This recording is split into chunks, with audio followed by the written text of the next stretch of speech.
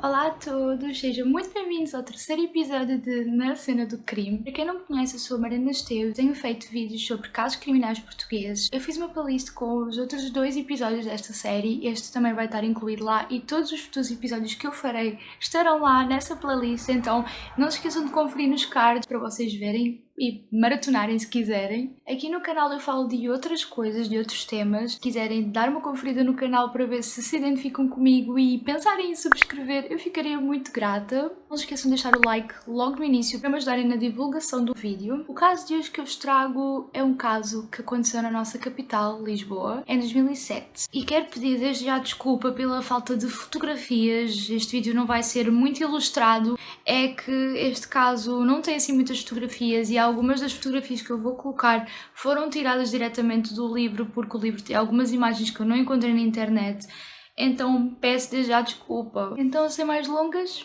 bora lá!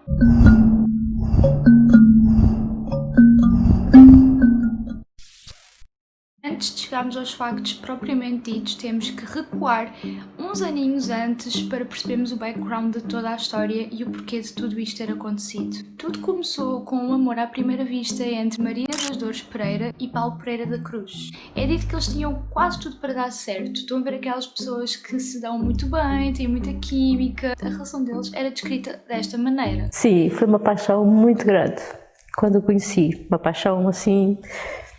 Pronto. Toda esta química, eles acabaram por ficar juntos e uns aninhos depois acabaram por casar. E desse casamento veio um filho, o Duarte. Maria já tinha um filho que vinha do outro casamento, o casamento que ela tinha quando conheceu Paulo. Tanto Maria como Paulo eram bastante conhecidos. Paulo era um grande empresário que trabalhava no setor hortícola, então ele tinha bastantes posses, isso fazia com que ele fosse conhecido. E Maria das Dores era bastante conhecida por fazer parte do Jet Set. O que é isto do Jet Set? São aquelas pessoas bastante conhecidas que supostamente têm um grande poder a nível social. Não se tem a certeza quem é que faz parte desse grupinho restrito. Ela rodeava-se de pessoas muito famosas e diziam que ela fazia isso de forma que ela se conseguisse lançar na vida social dos ricos, percebem? Seja como for, Paulo era bastante diferente de Maria nesse sentido. Ele odiava holofotes, ele odiava tudo o que era relacionado com a fama, tudo o que era relacionado com a vida de socialite, como é dito,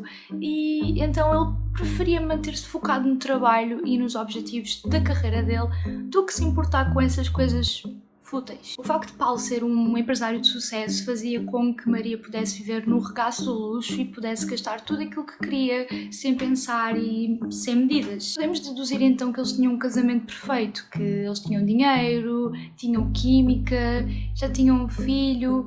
Parecia que estava tudo a encaminhar-se para bons eixos, digamos assim. Mas um acontecimento iria mudar isso para sempre. No ano 2000, Maria e Paulo estavam a passear de carro quando uma tragédia aconteceu. O carro acabou por ter um pequeno acidente e Maria acabou por ficar sem um dos braços. Ficou então sem o braço esquerdo. No entanto, como eles tinham posses, ela conseguiu pôr uma prótese. Acontece que esse acidente acabou por culminar no afastamento dos dois como casal. Maria diz que depois do acidente a relação deles começou a ficar um bocado descambada. Por causa daquela situação do braço, Paulo já não queria ter relações íntimas com ela com tanta frequência porque dizia que o braço lhe fazia impressão. Então isso acabou por culminar no afastamento do casal.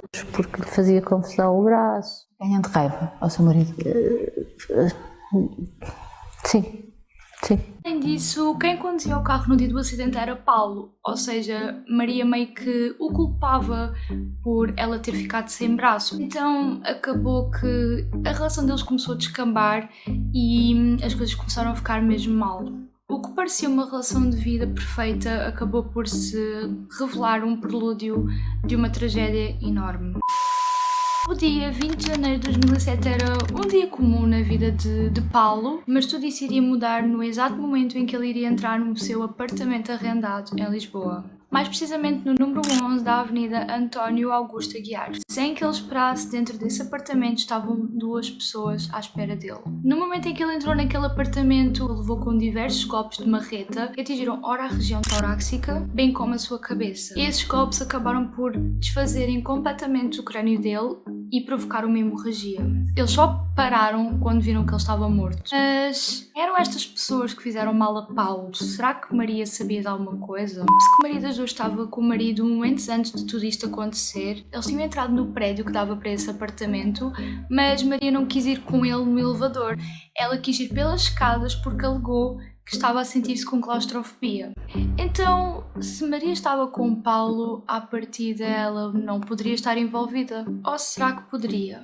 Paulo foi encontrado com um saco de plástico na cabeça que estava selado com fios elétricos. A autópsia ao cadáver revelou que ele também foi atingido com um gás que supostamente foi atirado de modo a que ele adormecesse, mas tal não aconteceu. Depois de ter levado com o spray, ele levou então com os golpes da marreta. A polícia científica conseguiu recolher à volta do corpo material biológico, que posteriormente os exames revelaram sendo como o material de um dos suspeitos, que eu vou falar a seguir. Fizeram também uma análise detalhada à facturação do telefone de Maria das Dores e descobriram que ela, segundos antes do crime, tinha efetuado uma chamada. Fez então essa chamada enquanto subia as escadas. Ela demorou 1 minuto a mais do que Paulo a subir até ao 3º andar e teria sido aí que ela efetuou essa tal chamada.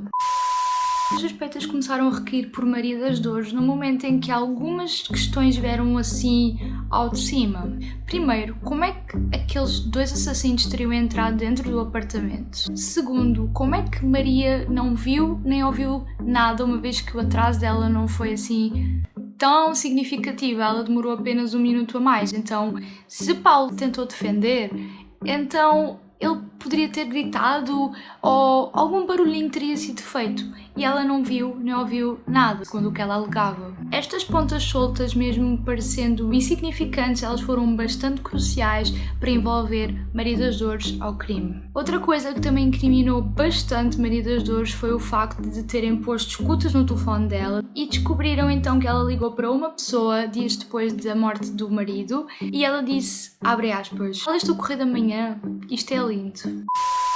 Suspeitas vão, suspeitas vêm. Acontece que dia 9 de fevereiro do mesmo ano, Maria acabou por ser presa preventivamente por suspeitas de ter mandado matar o marido. Segundo o tribunal, os autores do crime teriam tido todas as instruções de como efetuar a morte de Paulo, bem como a forma como tudo seria feito. Teria sido tudo dado por Maria das Dores. Eu não disse nada daquilo, eu não sabia nada do que é que tinham feito. Ou seja, a forma como ele foi morto não passou por si. Não, que foi horrível, Deus que me livre. Foi horrível o destino que fizeram. Dela ter dito que estava com claustrofobia e ter subido pelas escadas dava-se ao facto de ela precisar informar os assassinos de onde estava Paulo. E assim os assassinos estavam a postos, assim que ele entrasse pelo apartamento, eles iriam então executar o crime. Então aí está a justificação para a chamada que Maria fez segundos antes do crime a esse suspeito. O tribunal também alegou que Maria das Dores tinha planeado este crime por meses. No entanto, ela negava isso e no livro que ela lançou em 2019, que eu já irei falar mais para a frente, ela também alegou que não foi um plano executado ao milímetro, não foi algo planeado com meses, aquilo foi um surto do momento e acabou por acontecer. Não pensei nada. Não pensei. Eu não pensei que foi um momento que eu tive de... Aquilo foi um clique que me deu na cabeça. Eu arrependi-me logo. Uma altura onde os suspeitos apenas mandavam as culpas um para cima do outro, um dizia que um é que tinha executado o crime, o outro dizia que era o outro que tinha executado o crime. Paulo Jorge Horta, inicialmente ele disse ser o autor do crime, no entanto ele voltou atrás na sua versão e começou a mandar as culpas para cima do outro operador do crime. As justificações que ele deu para ter confessado primeiro o crime e depois ter voltado atrás foi que ele teria sido pressionado pela polícia a confessar ser o assassino. Nós vemos que é muito comum nestes casos, todos os casos que eu contei, as pessoas alegaram terem sido pressionadas pela polícia. Então temos aqui uma característica em comum destes casos, mas uma coisa eles entravam em concordância. discordância. Ambos diziam que Maria das Dores tinha sim envolvimento no crime e que ela tinha sim mandado matar a troco de dinheiro. Foi então oferecido a estes dois homens 153.000 euros para matarem Paulo. Apesar de tudo isto, durante muito tempo, Maria das Dores declarou-se como inocente. Ela dizia que o único crime que ela tinha cometido foi o crime de amar. Até chegou a escrever uma carta ao tribunal enquanto já estava presa, alegando a sua inocência. No entanto, mais tarde acabou por confessar os crimes e até mesmo no livro que ela escreveu em 2019, ela confessou que tinha sim mandado matar o marido. Aliás, o livro chama-se Eu Confesso-me, ou um título assim parecido. Como eu disse anteriormente, Maria vivia no regaço do luxo devido ao facto de Paulo ser um empresário bem-sucedido. No entanto, Maria gastava mais do que ela podia e tinha bastantes dívidas. O facto da relação deles estar meio tremida, Paulo acabou por começar a pensar em divórcio. Com esse assunto do divórcio em cima da mesa, Maria começou a perceber que isso lhe poderia trazer alguns problemas, nomeadamente como é que ela iria pagar as dívidas que ela estava a acumular, sendo que depois do divórcio ela iria ficar sem nada. E para além disso, como é que ela iria manter a vida de luxo? É dito também que quando o Paulo começou a falar em divórcio, ele já não estava disposto a pagar mais nenhuma dívida de Maria, então ela começou a ver a sua vida andar para trás, basicamente. Então esta teria sido a solução que ela tinha arranjado para se livrar de todos esses problemas e conseguir continuar a viver a vida que ela vivia. Em suma, com a morte de Paulo e com o seguro de vida dele, todos os problemas de Maria seriam resolvidos. Como eu já tinha dito anteriormente, Maria das Dores acabou por lançar um livro mais tarde, estando na prisão, onde ela contava todos os pormenores antes e depois do crime. E nesse livro ela alegou que as motivações para o crime não teriam sido aquelas motivações que eu disse anteriormente, sobre as posses, sobre o dinheiro. Ela revelou outra perspectiva das coisas. No livro, ela alegou que sofria de maus tratos por parte do marido, que o marido a fazia sentir muito mal com ela mesma e que destruía toda a autoestima que ela tinha devido aos comentários que ele fazia. Para além disso, ela deixa subentendido que o marido tinha várias amantes e que se sentia trocado o tempo todo por ele a rebaixar e, pelos vistos, ter amantes. Não, eu não cometi este crime por dinheiro, eu cometi este crime por ciúme e por me sentir com a autoestima completamente em baixo, porque pura e simplesmente eu era maltratada. No lançamento do livro, quem a representou foi o seu filho mais velho, David Mota, que veio do primeiro casamento de Maria. No lançamento do livro fizeram algumas perguntas ao filho de Maria e uma delas era porque 12 anos depois é que Maria se lembrou de ter feito um livro onde contava e confessava tudo. Ao que David respondeu que a mãe agora estava com diversos problemas de saúde e que ela tinha medo da morte, então ela não saberia quando é que a morte poderia vir, então ela quis logo escrever o livro. E para além disso, David diz que ela já ultrapassou a fase da negação, a fase onde ela dizia não ter cometido o crime e que agora ela já teria ganho consciência daquilo que fez e então decidiu escrever o livro como uma forma de deixar isso bem claro. Que há um ser humano por trás disso, há uma história, há um conjunto de circunstâncias que terão levado a minha mãe a cometer esse crime hediondo, como ela o reconhece, já o reconheceu há algum tempo em reclusão. Em 2019, Maria das Dores foi entrevistada por Cristina Ferreira. Essa entrevista foi alvo de bastante controvérsia, uma vez que nessa entrevista foi dado a conhecer um lado mais sentimental de Maria, então muitas pessoas alegavam que parecia que Cristina Ferreira estava a tentar desculpar o crime que ela tinha cometido. O que vocês acham em relação a isso? Eu acho que a entrevista não foi uma forma de tirar as culpas de Maria. Eu acho que toda a gente tem direito a dizer o seu lado da história, porque uma coisa é o que nós sabemos através das notícias, outra é o que nós sabemos da pessoa em si. Eu sei que os assassinos mentem muito, claro que mentem muito, mas é interessante sabermos as várias perspectivas, mesmo que a perspectiva de Maria possa ser um bocado equivocada. Seja como for, eu gostava de saber a vossa opinião quanto a esse facto. Maria das Dores saiu em liberdade dia 4 de janeiro de 2018, após 10 anos de prisão, e é assim que a história se desfecha. A relação dela com o filho mais novo nunca mais foi a mesma. O filho recusa-se a ter vínculo com a mãe, e é certo que a vida deles mudou para sempre depois deste episódio. Falando então na parte voltada para a psicologia, eu gostaria de vos ler aqui uma parte do livro que fala de algumas coisas relacionadas ao psicológico que eu acho que têm que ser sim postas em cima da mesa. A doutora Ana Catarina Gomes, sua defensora legal, justificava o pedido com as consequências do acidente de viação sofrido pela sua cliente em abril de 2000. Começava a argumentação referindo à amputação do antebraço esquerdo, que acarretou lesões irreversíveis a nível neurológico e vascular.